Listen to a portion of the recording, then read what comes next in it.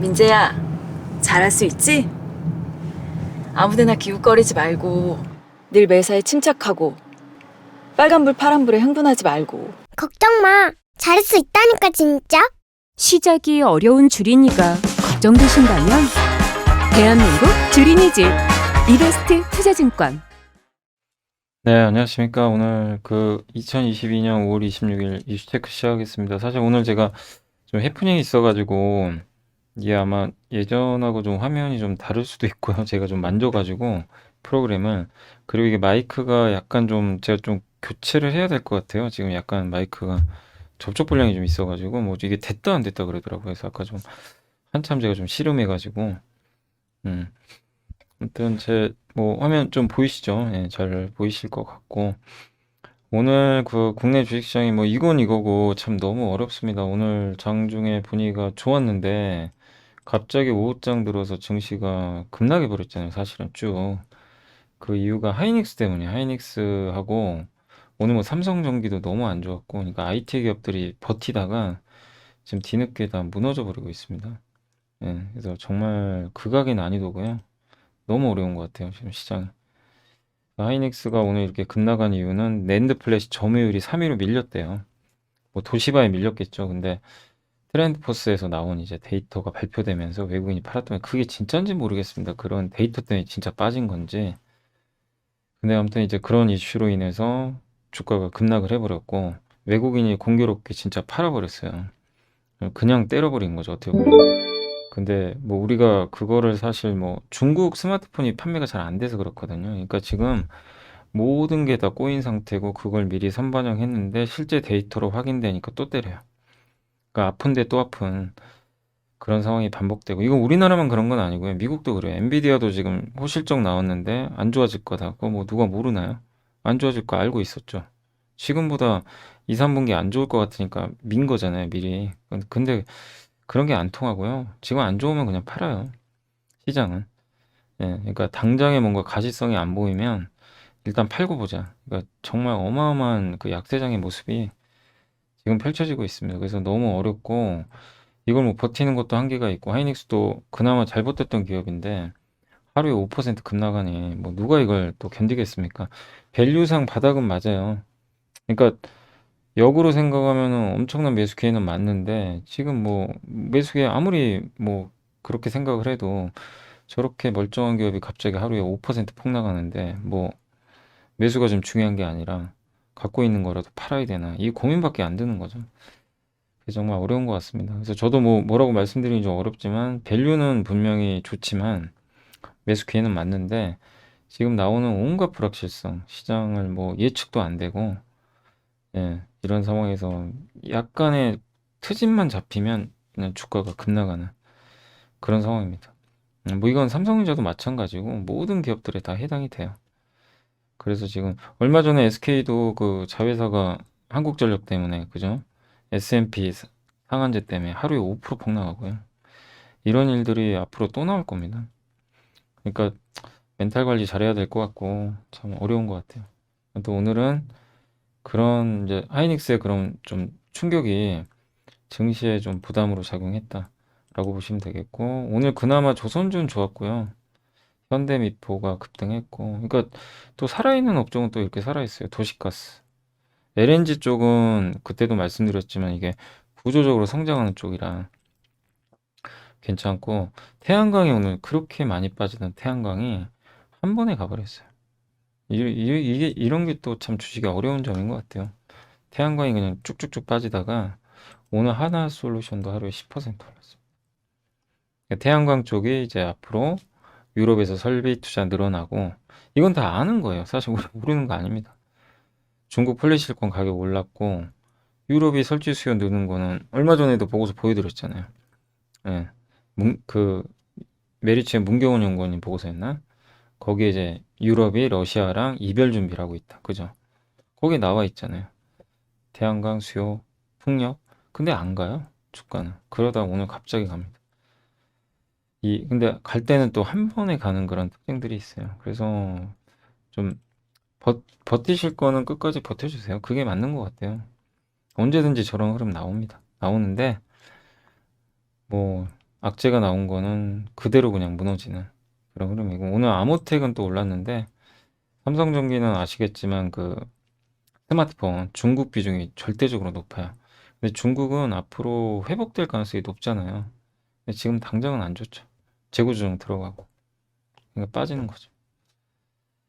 뭐 이겨내야 될 것 같고요. 그리고 오늘 오랜만에 카지노 좋았고, 여행주 리오프닝은 좋았습니다. 풍력주도 이제 태양광 가니까 좀 같이 따라갔어요. 네. 그래서 오늘 좋았고, 정유주도 전체적으로는 좋았습니다. 플러스 났고. 근데 아쉬운 거는 오늘 반도체가 오후에 급락해 버렸습니다. 특히 하이닉스에 대한 충격이 나오면서 영향받았고, 사료주 이쪽은 워낙 많이 올라서 빠진 거고요. 네. 그래서 이러다 보니 뭐 반도체주는 그냥 주르르 다 밀려버리는 거죠. 하이닉스가 무너지는데 못 버티죠. IT 대표주 대부분 다 급락했고, 삼성 SDS 정도만 버텼고, 유일하게 지금 폴더블 폰도 좋았는데 오늘은 그냥 급락해 버렸습니다. 삼성이 어쨌든 이제 재고 조정 들어가는 게 좀 있었던 것 같아요. 그게 영향을 좀 줬던 것 같습니다. 그리고 자동차도 오늘 좀 좋진 않았고요. 예. 그러니까 이런 부분들이 주식시장에는 어쨌든 좀 부담으로 작용했다라고 보시면 되겠습니다. 근데 오늘 아침에는 외국인이 샀는데 오후에 팔다가 지금 종가에 다시 산 거 아세요? 종가에 다시 샀어요. 그래서 사긴 샀는데 기관들이 오히려 막판에 밀어버렸죠. 그래서 어쨌든 오늘 외국인들은 전기전자를 엄청나게 팔았고요. 예. 다른 섹터는 오히려 좀 사는 그런 모습이나, 오늘 많이 산 거는 뭐 화학업종 좀 많이 산 것 같습니다. 그래서 오늘은 SK하이닉스를 집중적으로 매도했던 그런 날이었던 것 같습니다. 여기 보시면 기관도 그 뉴스 나오고 다 같이 던져버렸어요. 기관들도 뭐 방어해줄 생각은 전혀 안 합니다. 뭐 아니면 아니니까 그냥 한 것 같고, 외국인은 뭐 그 뉴스를 보고 판 것 같고요. 이제 뭐 하락한 이유는 아시겠죠? 예. 그리고 혹시라도 이제 또 어떤 뉴스가 또 나오면 그 말씀을 또 해드릴게요. 아무튼 중국발 수요드나 이슈가 계속 모든 기업들의 발목을 지금 잡고 있는 상황인 것 같습니다. 자, 그리고 이제 나왔던 보고서들만 좀 간단히 말씀드리게, 오늘 아마 이게 집중도 안 되실 것 같아요. 이게 좋다 말아가지고 참, 이게 언제 좋아질까요? 참 답답하네요, 진짜. 일단 어제 오늘 보고서들만 몇 개만 빨리 좀 설명을 해드릴게요. 시간이 좀 부족하니까. 미래에셋의 서병수 연구님이 이제 시총일이 강산회사를 통해본 인플레이션이라고 하는데, 원자재가 정점 지났을까? 안 그런다고 합니다. 그 BHP라는 호주의 세계 최대 광산회사가 있어요. 이 회사가 인플레 당분간 지속된다. 저도 그렇게 생각하고 있어요. 이게 쉽게 꺾일 문제는 아니더라고요. 저도 일시적이 아닐까 예전에 고민을 좀 많이 해봤는데, 결론은 쉽게 꺾일 인플레가 아니다. 그 이유는 이제 호주 멜버른에 있는 이제 광산 회사인데, 최근에 인터뷰를 했나 봐요, CEO가. 공급망 중단이 해결되려면 시간이 2, 3년 걸린다고 합니다. 공급 부족이잖아요. 그리고 탈탄소화 때문에 에너지 수요가 물론 이제 뭐 줄 수도 있겠지만, 탈탄소로 넘어가면서 화석연료에 대한 투자를 줄여버려요. 화석연료 투자를 이제 안 하죠. 그럼 이렇게 되면 공급이 주니까 화석연료 가격이 올라가고, 또 신재생 에너지 쪽에 사용되는 에너지가 있어요. 그 원자재, 구리, 니켈이 대표적입니다. 이 두 개는 수요가 늘어나요. 공급은 적은데. 그럼 어떻게 돼요? 에너지는 신재생 에너지 투자 확대를 통해서 어쨌든 지금 화석연료 투자가 줄어드니까 투자를 하고 싶어도 할 유인이 없죠. 사양산업이니까. 그래서 공급이 줄면서 튀고, 구리, 니켈은 수요 증가. 이들이 풍력 터빈, 전기 자동차, 배터리는 다 들어갑니다. 그래서 구리 수요가 만약에 이 사람 말에 의하면, 이 애널리스트 아니 그 CEO BHP에, 그러면 풍산 같은 거 사야 된다니. 풍산, LS 좋다는 얘기잖아요. 니켈은 이제 스테인리스도 원료기도 하거든요. 그러면은 현대 BNG 스틸 이런 거죠, 사실. 이런 것들을 되게 좋게 보고 있고, 그 다음에 이 회사가 지금 앞으로 하려는 게 뭐냐면 탄산칼륨 사업에 진출한대요. 탄산칼륨 기억나세요? 유니드가 탄산칼륨 그 물론 이제 탄산칼륨으로 만드는 건 아닌데, 예, 아무튼 이 탄산칼륨 사업을 BHP가 긍정적으로 보고 요걸 하겠다. 요런 좀 내용입니다. 그래서 염화칼륨 기억나시죠? 염화칼륨. 네. 염화칼륨이 이제 비료의 원료 중에 또 하나인데 이 탄산칼륨도 비료의 3요소 중에 하나예요. 그래서 비료의 3요소 중에 하나인데 러시아의 이 문제 때문에 가격이 급등했는데 아무튼 이 탄산칼륨을 통해서 사업을 하겠다는 거죠. 그럼 이걸 하겠다는 거는 비료 가격이 앞으로 높다고 생각을 하니까 투자를 하겠죠.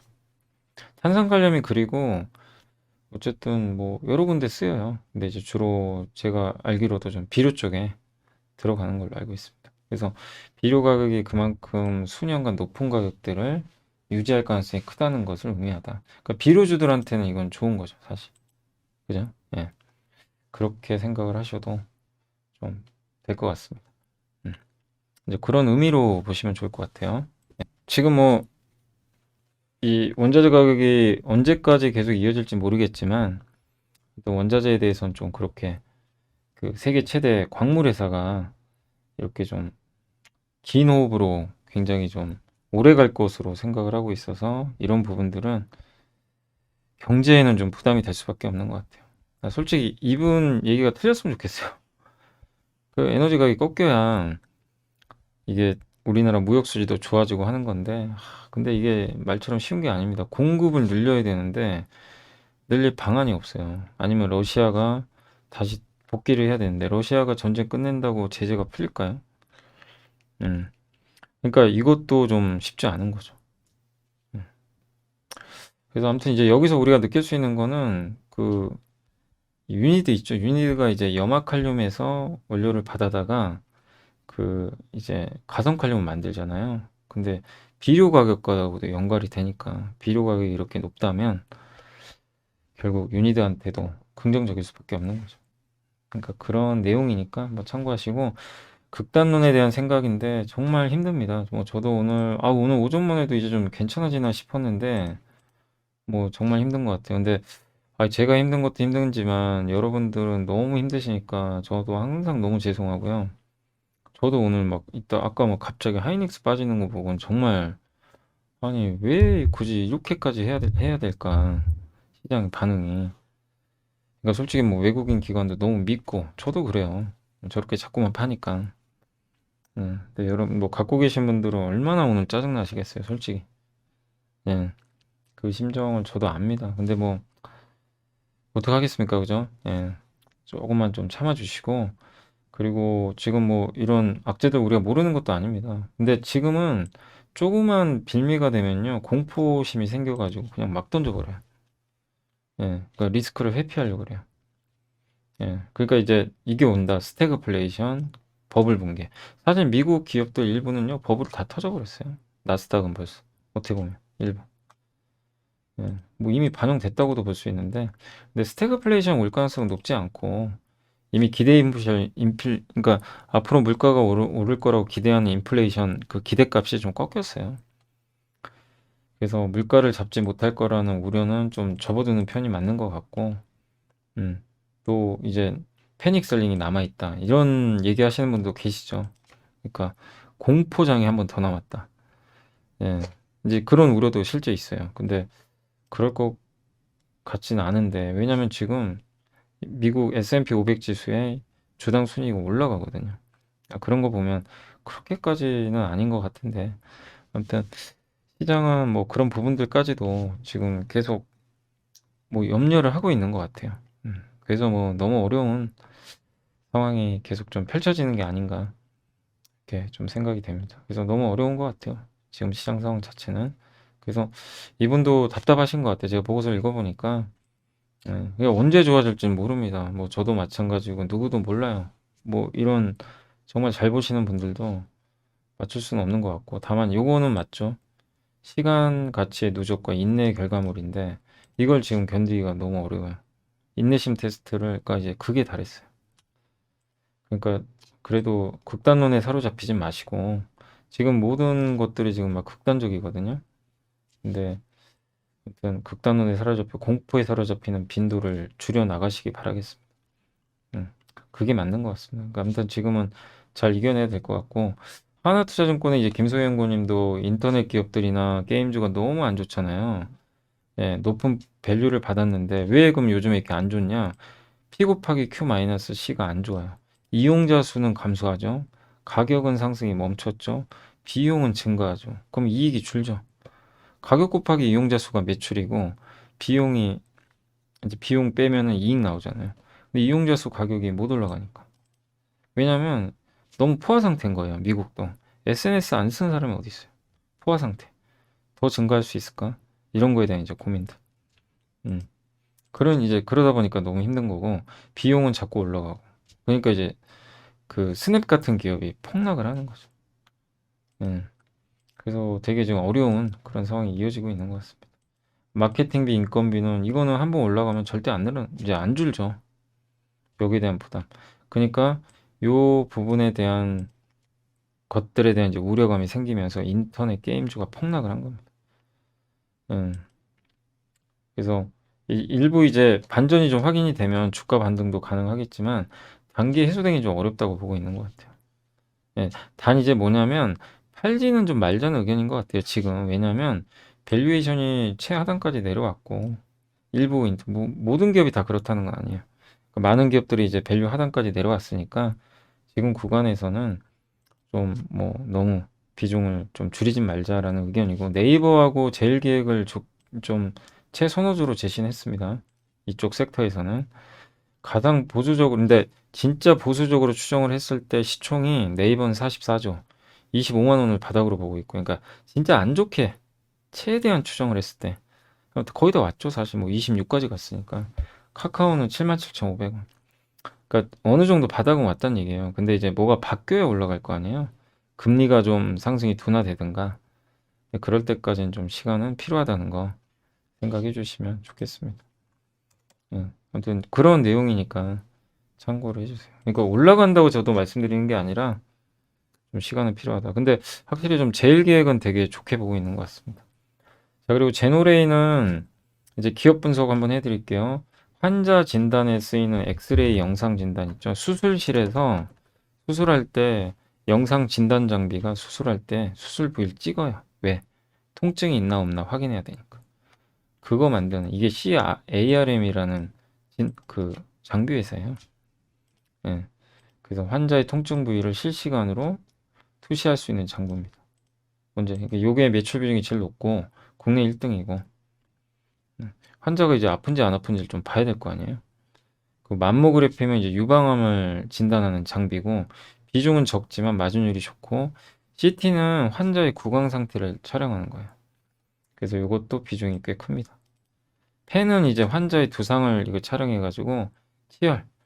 근데 이거는 비중이 좀 낮고 2차원이라 좀 점점 줄이고 있대요. 그래서 핵심은 이 두 개죠.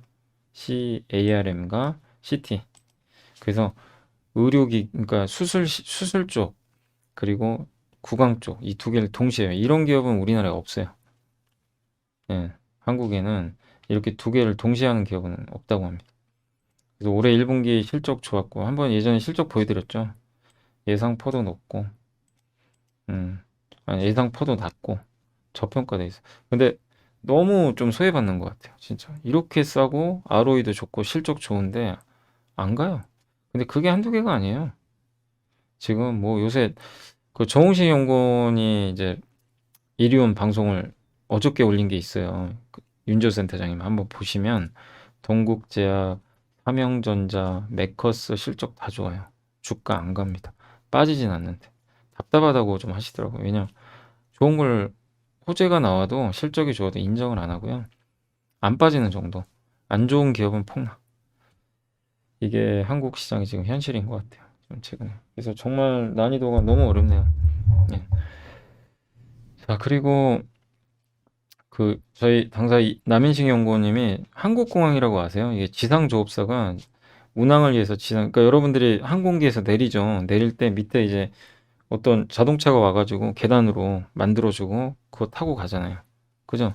그런 거 해주는 거예요. 그 밑에 항공기 지원 서비스죠. 항공기를. 그래서 운항 편수가 늘어나고 그러면은 좋죠. 근데 인건비가 대부분의 비용이래요. 유가 환율하고는 크게 상관없고. 그러니까 어쨌든 항공기 운항이 늘어나면 좋은데 이제 늘어나겠죠. 왜냐? 방역 당국에서도 이제 국토부 발표도 했지만 운항 편수가 이제 증가할 겁니다. 그리고 유증을 할 이유도 없었고 그동안 현금으로 버텨나와요. 그리고 올해 흑자 전환 임직원이 늘어나면 안 좋죠. 실적에는 대부분이 인건비니까. 그런데 올해 만약에 매분기 신규 50명 채용한다고 가정을 하면 250억 정도 이익 나오고요. 채용이 없으면 320억. 그래서 좀 보수적으로 봤을 때 6.3배 PER. 주가는 좀 저평가돼 있다. 그러니까 아주 뭐 성장하고 매력 있는 기업은 아니지만 리오프닝에 그래도 수혜주인데 굉장히 안정적이다. 그러니까 리오프닝 항공기가 뜬다.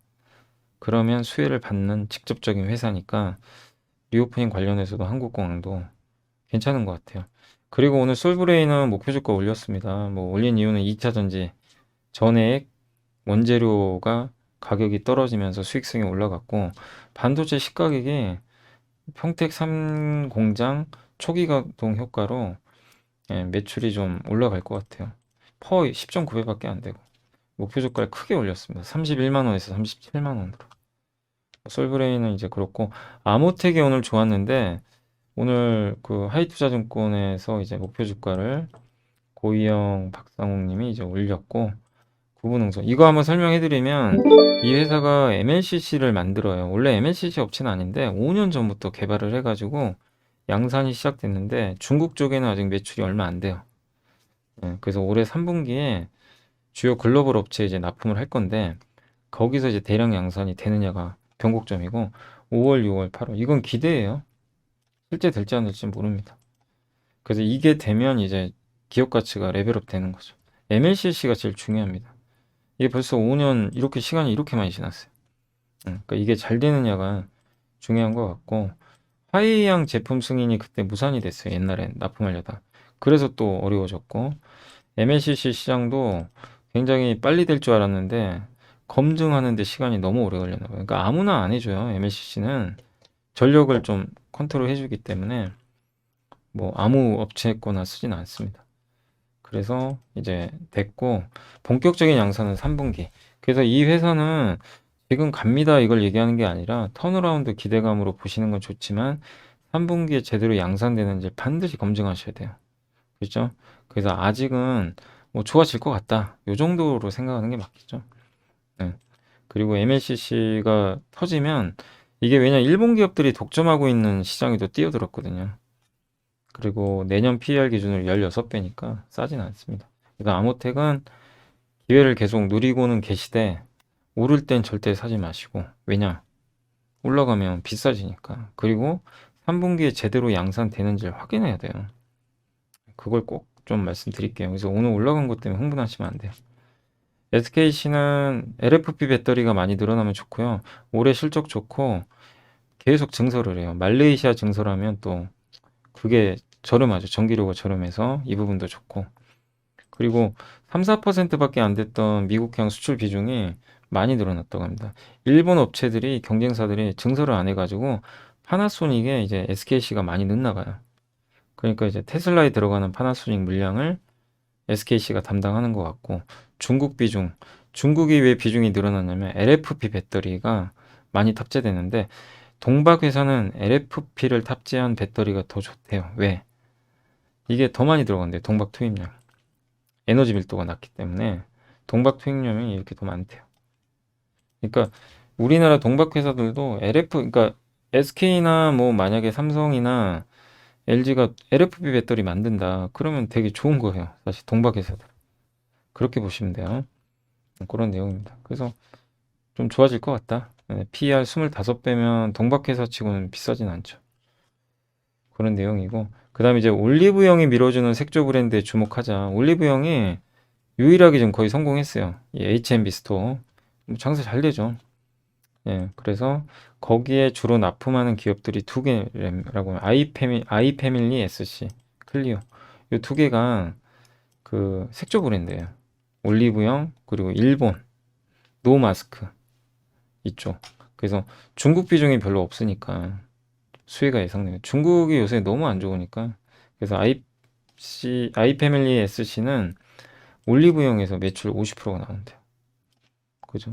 예, 요게 좀 포인트인 것 같아요. 그리고 클리오는 워낙 뭐 유명하니까 알 것 같고. 그래서 아이패밀리 SC는 PER이 7배밖에 안 된대요.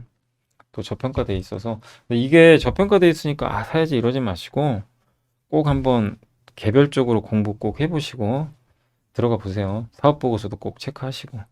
아셨죠? 그게 꼭 필요합니다. 그리고 삼성전자 이게 올 게 왔죠. 스마트폰 실제 감산에 들어갔나 봐요. 그러니까 반도체 오더컷 있죠. 루머가 좀 일부 있었어요. 근데 그거는 일부는 사실이 아닌 걸로 밝혀졌는데 이 스마트폰 쪽은 어제 이 루머가 돌았나 보더라고요. 어제 돌았는데 뭐 어쨌든 기대감은 낮은데 그 데이터로는 여전히 좀 일부 기관 쪽에서 기대를 하고 있는 것 같아요. 근데 실제로 삼성전자 스마트폰 감산 좀 하향 조정이 된 것 같아요. 2.7억대였는데 작년이 올해 3억대 초반을 예상했거든요. 근데 이게 다시 돌아간 거예요. 그러면 이제 부품을 더 늘리려다가 줄이는 거죠.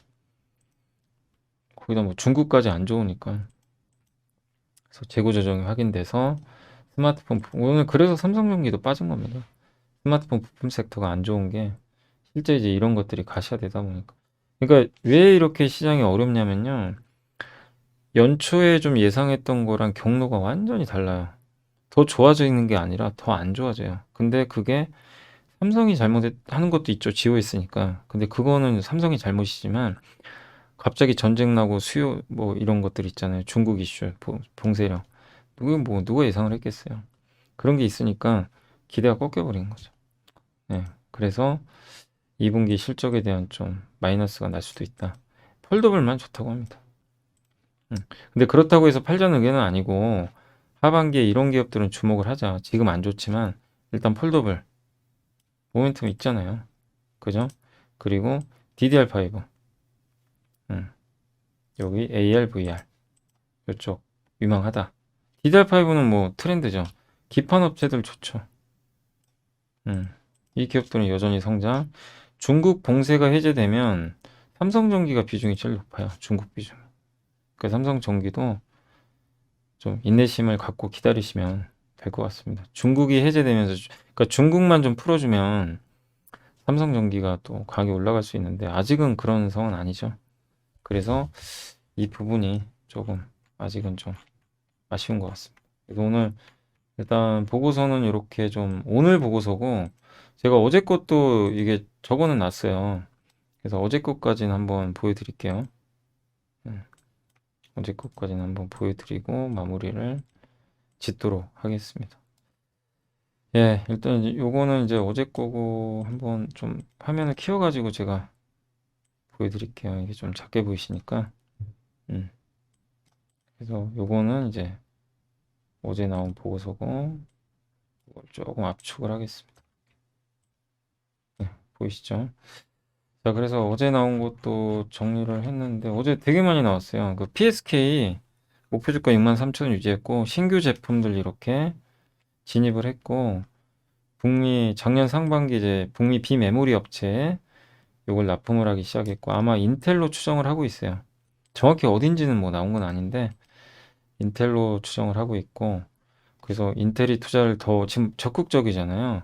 그러면 추가 수주도 나올 수도 있을 것 같다. 이런 내용입니다. 그래서 PBR 7.9배 싸고 DBH텍은 요건 좀 감안하세요. 이지훈 연구원님은 굉장히 좋게 보세요. 예전부터. 그래서 목표 주가 보지 마시고 뭐 이건 팩트죠. 실적 너무 좋았죠. 그래서 올해 좋을 거예요. 저는 여전히 DBH텍을 긍정적으로 보고는 있어요. 여전히 공급은 부족하고 이런 고전화 전력 반도체를 생산할 수 있는 업체는 별로 없습니다. 생각보다. 이런 것까지 대형 기업들이 또 안 해요. 다 품종 소량이라. 예, 그래서 매력 있다. 그리고 매각 이슈도 좀 있잖아요. 퍼는 4배. 근데 왜 안 가냐면 지금이 피크아웃이고 언젠가 꺾인다. 거기에 이제 사로잡혀 있어서 주가 부진하고 그리고 주가가 바닥에서 엄청나게 올라왔어요. 그것도 악재죠. 그러니까 이제 그 두 가지 때문에 좀 쉬어간다. 근데 실적이 너무 좋으니까 좀 잘 이겨내시면 좋겠고, SK는 이제 아시죠? 요거 긴급 정산 상한 가격 S&P. 그래서 이거 고려해도 실적은 최대가 나올 것 같고요. 6월에 S&P, 그러니까 유가가 안 올라가면 돼요, 이제는. 그러니까 에너지원에 관련된 LNG나 이런 것들이 떨어지면 좋은데, 그 뭐 쉽게 떨어지겠어요. 예. 그래서 상한제가 만약에 지금 상태에서 시행이 되면 어쨌든 좀 약간 영향을 안 받을 수는 없어요. 예. 일부 이익은 줄 수 있는, 그거는 이제 SK ENS가 영향을 받는 건데, 요게 영업이익은 그래도 그게 된다고 해도 올해 최대 실적은 예상이 되고 있고, 1분기 진짜 좋았죠. 예. 근데 올라갈 때는 반영을 못 했어요. 그게 안타깝지만, 근데 SK는 목표 주가 36만 5천 원을 유지를 하고 있다 라고 보시면 되겠고, 그리고 넥센타이어는 이제 뭐 턴어라운드 기대감이 있습니다. 1분기 뭐 물론 적자가 늘어났지만 그때 한번 보여드렸지만 피크아웃 기대 하반기. 그러니까 운임지수만 피크아웃하고 하반기에 물류가 정상화되면 뭐 그냥 무조건 좋아지는 거죠. 근데 물류비가 또 올라가면 안 좋아지는 거고, 물류비 부담이 너무 큰 회사예요. 그래서 컨테이너선 운임지수가 꺾인다면 좋아진다. 근데 물동 요즘에 보니까 약간 이런 공급망 이슈가 좀 완화되는 건 사실이에요. 그래서 하반기는 좀 나을 것 같고요. 오스테인 플란트는 횡령 이슈에도 성장을 했고 중국 비중이 꽤 높죠. 네. 그래서 락다운 효과 뭐 부담은 있지만 재고가 많아서 크게 걱정할 건 아니라고 합니다. 그리고 두 자릿수 이상 성장할 것 같고 2분기 실적은 중국 때문에 확인은 필요합니다. 어쨌든 지금 거래 정지 전 가격 대비 11% 떨어졌는데 올해 PER은 한 12.6배로 밸류에이션도 상당히 지금 매력적이니까 아무튼 뭐 긍정적으로 보셔도 될 거는 같아요. 근데 다만 이제 수급은 못 들어와요. 기관이나 외국인들이 아직 들어올 수는 없죠. 투자 환기 종목으로 그때 지정돼 가지고, 그래서 뭐 지금 기관 수급이 안 들어오면 크게 가기는 어려워요, 아직은. 그래서 좀 바닥은 어느 정도 다지면서 쉬어갈 것 같은데, 다만 이제 실적만 나쁘지 않으면 나쁠 건 없다는 의견인 것 같고, 세진중공업은 실적이 좀 아쉬운 기업인데 탱커의 위용이라고 뭐 이런 얘기가 나왔는데, 아무튼 풍력도 하고요. 주로 하는 거는 LPG 탱크. 오늘 현대중공업 그룹 급등하니까 같이 간 거죠. 그리고 데크하우스는 선원들이 생활하는 공간도 만들고, 어퍼데크는 선체 선미에서 그 갑판 있죠. 배 갑판.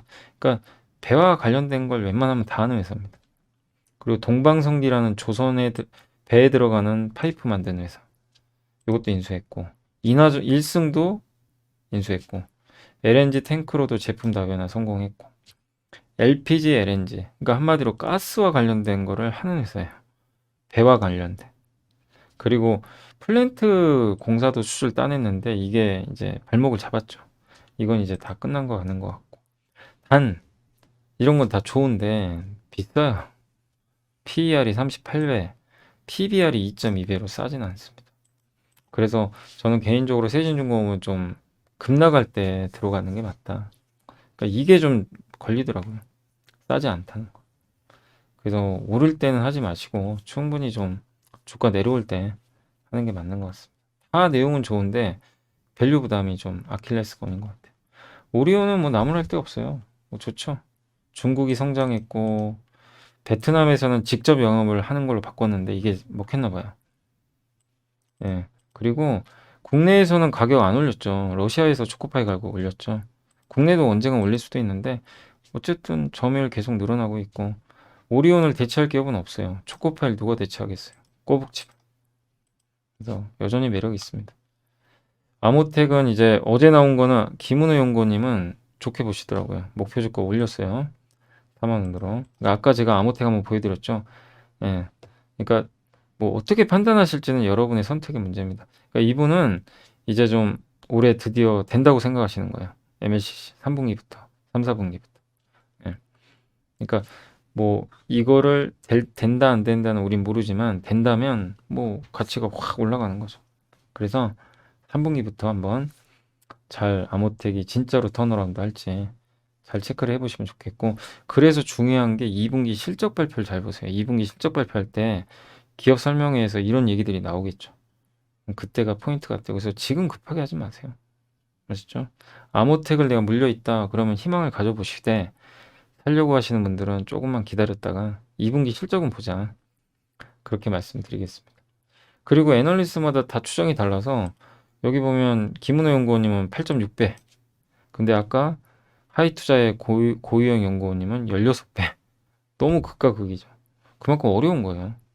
일단 좀 지켜보시고 A스토리는 어제 좋은 보고서 나왔어요. 이익이 급증을 했습니다. 53억으로. 엄청 늘어났어요. 영업이익률 17.3%로 급증했고 아무튼 드라마 매출이 대부분 잘 반영됐고 2분기도 좋을 것 같대요. 그래서 2분기도 실적 괜찮을 것 같다. 그러니까 옛날에는 A스토리가 실적이 막 들쑥날쑥했어요. 그래서 투자하기가 되게 힘들었는데 이제는 아니에요. 실적이 이제 안정적으로 찍혀요. 퍼도 15배. 그러니까 예전에 A스토리보다는 확실히 체급은 올라갔다. 이렇게 생각해 주시면 되겠습니다. JB금융주주는 목표주가 올렸고 뭐 다 아시죠? 워낙 좋은 뭐 기업이고 JB금융주주를 지금 요즘에요. 막 최대주주들이 막 지분을 더 사고 있어요. 예. 온라인 파트너스가 지분 매입해서 1대 주주 등극할 것 같고 OK저축은행도 계속 사요. ROE가 엄청난데 PER은 3배가 안 되고 뭐 망합니까? IMF 왔나요?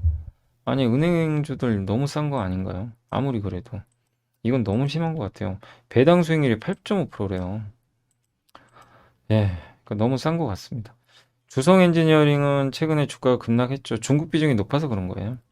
근데 올해 실적 좋은 거는 변함없는 것 같고 태양광 수주도 기대를 하고 있고 다만 지금 SK하이닉스가 급락해서 같이 빠지는 거예요. 그러니까 하이닉스가 좀 진정될 때 올라갈 것 같습니다.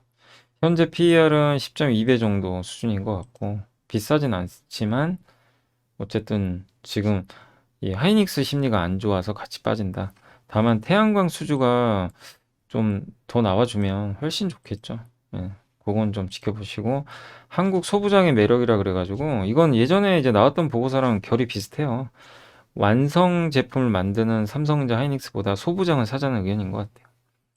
공정 기술의 난이도가 상승하니까. 그래서 이게 공정 기술이 너무 어려우니까 설비 투자 물론 뭐 늘리겠지만 너무 어려워요. 그래서 웨이퍼를 더 많이 생산해요. 예, 웨이퍼 투입을 많이 해가지고 최대한 이제 뽑아내겠다는 거죠. 난이도가 지금 너무 어렵다고 합니다. 그래서 반도체 공급은 기술을 향상시키거나 캐파 증설인데 이게 공정 기술이 너무 어려우니까 이게 공급 기여분이 좀 낮아지는 그러니까 공정 기술을 통해서 늘려야 되는데 안 돼요.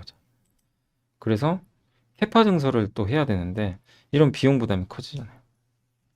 예. 그런데 다행히 독과점 시장이니까 공급 초과를 또 경계하고 있어서 무리하게 증설할 이유는 없다는 거죠. 그리고 수요가 지금 안 좋잖아요, 최근에.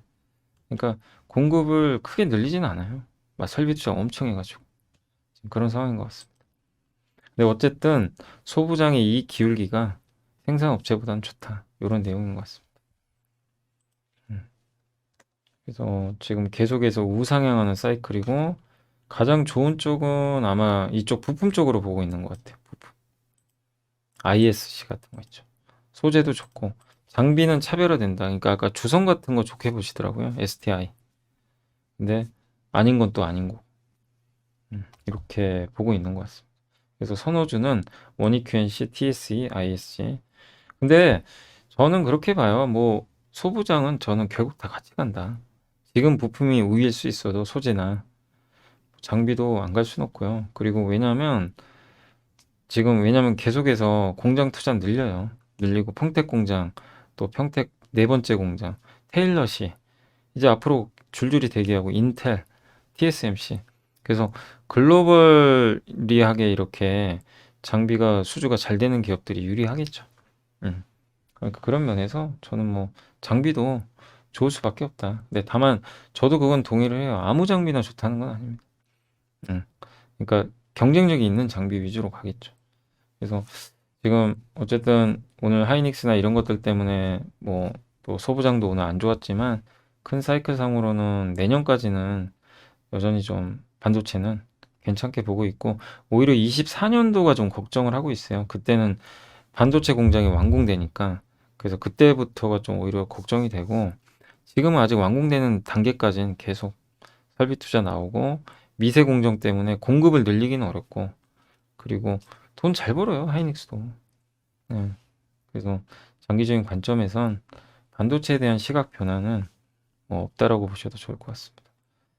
그리고 요건 뭐냐면 메리츠의 그 이진우 연구원님이 제 일부 내용만 발췌했는데 왜 나스닥이 이렇게 급락을 했고 이게 어떻게 될까 거기에 대한 내용인데 성장주 끝났을까 그건 아니란 얘기예요. 왜냐면 지금 그 30년 이후로 그러니까 1930년 이후 성장 산업이 주도했던 구조적 강세장이 세 번인데 1950년, 66년에 제조업 이때 뭐 엄청난 확장 사이클이 있었고 80년, 2000년에 PC 인터넷 사업이 개화를 했고 그리고 금융위 이후로 모바일, 플랫폼 그게 여기까지 온 거예요. 10년 사이클. 이때는 PC 인터넷 이때 IT 버블 터질 때죠. 이들의 공통점은 기술 산업에 대한 투자 확대가 진행됐다는 거죠. 그래서 무형자산의 일부인 지적재산권 이런 투자가 있었고 투자 사이클도 장기화됐죠. 예. 그래서 제조업 사이클 이게 확장되면서 이 1950년대에는 17년, PC 인터넷은 21년, 현재는 9년째래요. 그러니까 그럼 과연 이게 끝났을까? 인터넷으로 그러니까 모바일부터 시작한 네트워크 또 4차 산업혁명, 전기차로 연결되는 자율주행까지 이게 끝났을까? 그러진 않죠. 끝난 건 아닙니다. 플랫폼 시대 끝났나요? 안 끝났어요. 단 이제 이분 얘기는 뭐냐면 문제의 본질이 좀 다른 게 두 가지 흔들림이 존재하는데 하나는 이 안에서도 이미 성숙된 산업이 있대요. 뭐예요? 그게 바로 SNS, 구독경제. 여기는 성장이 둔화될 수밖에 없어요. 포화 상태입니다. 가입할 사람 벌써 다 가입했어요. 아니 사람을 더 만들 수도 없고 넷플릭스가 미국에서 어떻게 더 성장을 하겠어요. 그게 더 이상한 거죠. 한계에 부딪혔다는 거예요. 그러면 이런 기업들이 이제 오히려 통신주 같이 바뀌는 거죠. 그래서 이제 성장을 못 주는 거고 다른 하나는 기술 초기 산업에 너무 과도하게 기대를 했어요. 작년에 NFT랑 메타버스 기억나시죠? 이 두 개 산업에 너무 집중한 거예요. 이게 엄청 될 것처럼 했는데 지금 쉽지 않은 거죠. 그 기대감의 거품이 꺼져 버렸어요. 그러니까 두 가지 흔들림이에요. 지금 나스닥의 흔들림은 본질은 성장해요. 산업 자체는 계속 자율주행까지 4차 산업혁명 드론도 있고 그죠? 로봇까지 인공지능 이 연결되는 산업에서 하나는 이미 너무 성숙한 산업 그거는 이제 어쩔 수 없이 둔화된다. 또 하나는 너무 빨리 간 산업 기대감만 가지고 메타버스, NFT 꺾였다. 가상화폐까지. 근데 이게 그럼 끝났냐? 그건 아니죠. 끝났다는 얘기는 아니에요. 근데 다시 얘네들이 뭔가를 보여줄 때까지 시간이 꽤 걸려요. 전기차도 그랬잖아요. 몇 년 전부터 전기차 얘기 나왔는데 작년부터 좋아졌잖아요. 그죠? 눈에 보인 거죠. 근데 이게 실제로 대중화되는 데까지는 시간이 걸리니까 그 기간을 동안은 주가 움직임이 더딜 수밖에 없는 거죠. 네. 그러니까 인터넷이 상용화됐던 게 넷스케이프 아세요? 1990년대에 넷스케이프라는 인터넷 브라우저 그걸로 인터넷 많이 했어요. 그게 나오면서 인터넷 시대 열렸거든요. 그러니까 마찬가지죠. 메타버스나 가상화폐도. 그래서 그리고 이 회사들의 주가 하락 속도가 왜 이렇게 가파르냐면 메칼프의 법칙이 발휘돼서 그렇다고 합니다. 이게 메칼프의 법칙이 뭐냐면 간단히 여기 적어드렸는데 네트워크 플랫폼의 가치가 사용자 수의 제곱에 비례한대요. 예. 무슨 얘기냐면은 네트워크 플랫폼의 가치 시총은 사용자가 늘어나면 늘어날수록 제곱으로 그냥 계속 올라간다는 얘기예요. 근데 가입자가 그럼 반대로 정체되면 가치가 급락하는 거죠. 지금이 그 구간이잖아요. 지금 가입자가 줄잖아요. 정체되거나. 이 얘기입니다. 근데 저 법칙에 의하면 지금 SNS 기업이나 넷플릭스 뭐 페이스북이 급락하는 게 이제 그런 이유 때문이죠. 그래서 이런 공포를 반영하고 있다. 그리고 IT 버블 붕괴 이후로도 2000년에 애플, 아마존, 엔비디아가 급등했는데 당시에는 마이크로소프트, IBM, 시스코가 시장을 주도했는데 얘네가 무너져 버렸죠. 그리고 애플, 아마존, 엔비디아가 인터넷 시대를 열어버렸죠. 모바일 시대, 모바일이죠. 모바일 시대를 열면서 지금 10년을 주도한 거예요. 근데 이 중에 이제 아마존이 흔들리죠. 엔비디아는 어떻게 보세요? 자율주행, 메타버스, 이게 끝난 건 거예요. 인공지능. 다 엔비디아 거 필요해요. 그러니까 저는 엔비디아는 너무 걱정은 안 해요. 엔비디아 반토막 났어요. 엔비디아가 반토막 났습니다. 이게 상상이 가세요? 세계 최대 반도체 회사가 주가 고점에서 반토막 났어요. 그 정도의 시장이에요, 지금. 근데 끝났냐? 저도 이거 읽어보면서 이제 공감을 했던 게 이준우 연구원님 보고서를 보면서 엔비디아는 아닌 것 같아요. 끝난 것 같진 않아요. 근데 아마존은 잘 모르겠어요, 솔직히. 저도. 예, 구조적 성장을 계속 할까? 예, 그러니까 메칼포의 법칙. 왜? 자율주행, 전기차, 인공지능, 로봇은 이제 성장하잖아요. 아직 대중화도 제대로 안 됐는데 많이 남았어요. 근데 이런 것들은 이미 이제 포화 상태라는 거죠. 이 구독 경제. 가상화폐는 아직 아니고 이 두 개는 이미 어느 정도 포화 상태죠. 서로 경쟁도 심하고. 그래서 잘 구분을 하자는 거예요. 기술 초입에 있는 회사면 그 성장 산업이 그러면 너무 걱정할 필요 없고 테슬라도 걱정할 필요가 없다는 거예요. 이 논리에 의하면 전기차 이제 침투율 10%인데 다만 성숙기에 진입한 시장이면 어려울 수 있다는 겁니다. 그래서 하반기는 좀 보수적으로 보시는 것 같더라고요. 그래서 탄력적인 주가 회복보다는 검증과 재도약이 공존한다. 그래서 중요한 게 네이버나 카카오도 국내에서는 할 거 다 있잖아요. 어느 정도 이제 점유율을 다 차지하고 있으니까 해외 성과가 나와야 돼요. 웹툰이나 이런 거에서. 그러면 또 가요. 그게 중요한 것 같아요. 우리가 냉정하게 봤을 때. 그래서 이거는 한국한테도 해당되는 얘기예요. 그래서 2차 전지 회사들이 왜 이렇게 강하냐면 룸이 많이 남았잖아요. 전기차 배터리. 그죠? 근데 스마트폰은 왜 안 가요? 이미 포화 상태죠. 스마트폰 성장 산업이 아니에요. 근데 올해 터닝할 걸로 봤는데 이마저도 중국 때문에 망했죠. 상반기가. 근데 하반기에 회복되면 이제 올라가는 거고.